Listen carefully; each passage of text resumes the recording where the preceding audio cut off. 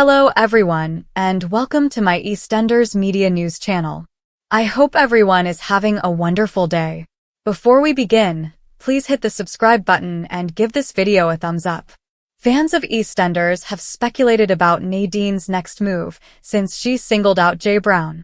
After Jay's wife Lola died a few months ago, Nadine moved to Albert Square. When he came to Nadine for support after she passed away, he was having emotional difficulties as a result of her death, but she just encouraged him to use drugs. Subsequently, she came back to Walford and informed Jay that she was expecting a child.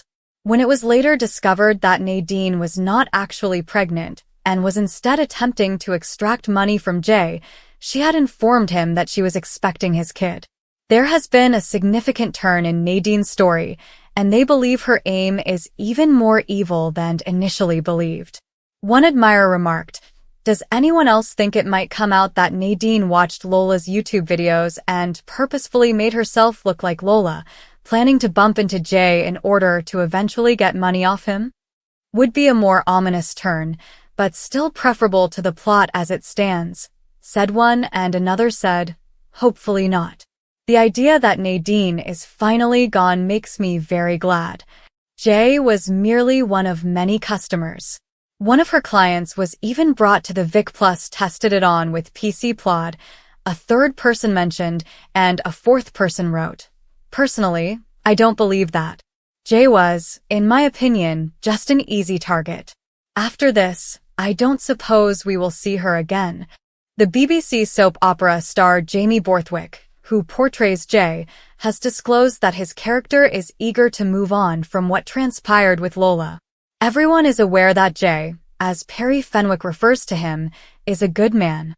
He therefore undoubtedly fulfills his responsibility. In my opinion, he has bought into and been drawn into this dream.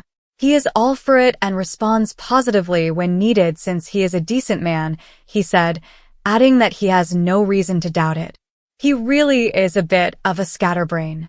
The old tiny Lola lookalike, the other little blondie, is ready to make a comeback on screen at this same time.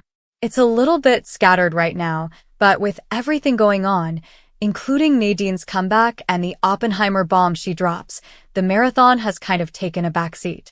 For Kimberly Hart-Simpson, returning to the Corey Cobbles after a 2-year hiatus was an obvious choice.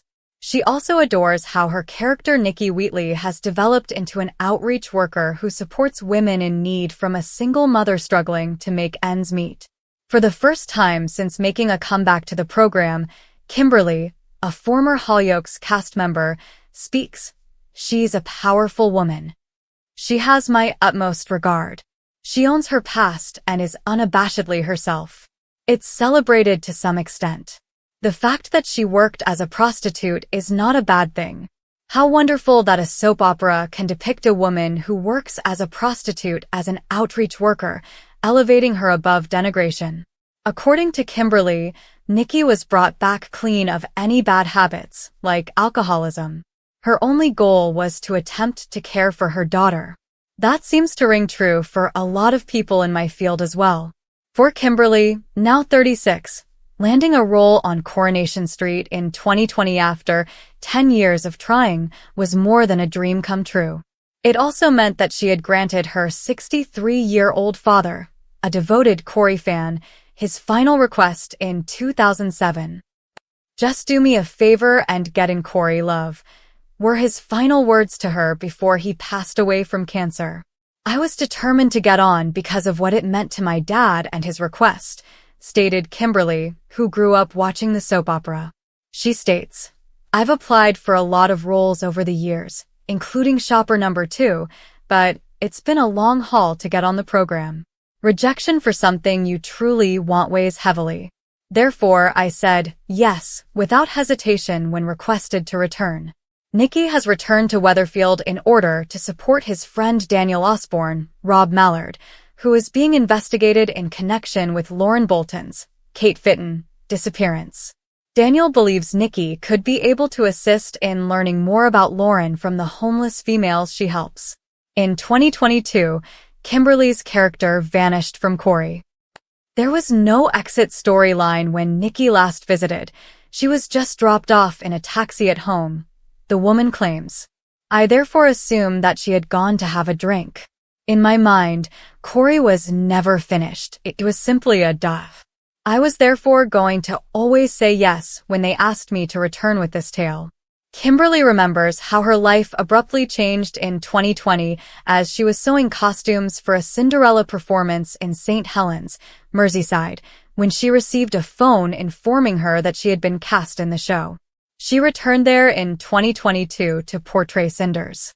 She contrasts her response with two celebrities from X Factor. It was a cross between Leona Lewis's Bleeding Love when she sobs down the wall in the video and Rylan Clark when he got through to judges' houses, the woman claims. I'd made it here after a long journey. I will always remember that sensation of accomplishment. In the end, it was all worthwhile. I told my dad straight out before calling my mother, Gil. She couldn't even stand by herself. Devoted lifelong viewer of Corey in the early going, Kimberly was naturally starstruck on set. David Nielsen, Roy Cropper, pointing out your lunch stop. That isn't typical. You kind of have to relax, otherwise you could come out as odd. Kimberly, the owner of Heartwork, a fashion firm, makes gorgeous outfits for her castmates and revitalizes cast-offs when she's not practicing her lines. Real, Denbighshire resident Kimberly tells us she aspires to be the next Jay Blades, the star of the repair shop on the BBC.